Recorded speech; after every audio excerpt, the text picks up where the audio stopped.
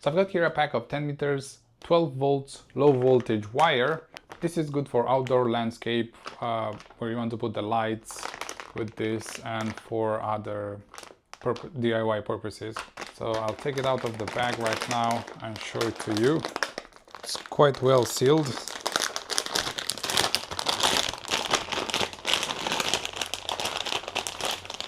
And that is the wire.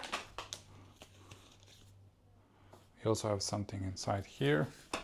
There's 2 copper wires inside. So once you strip this, you have 34 strands of copper wire, highly resistant, oxidant free. So this is heat resistant and waterproof, so it's ideal for diverse applications. So this PVC insulation, outer PVC insulation, this black one, it resists up to 80 degrees Celsius.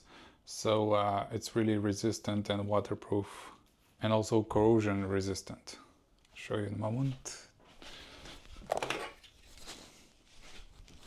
As you can see right now,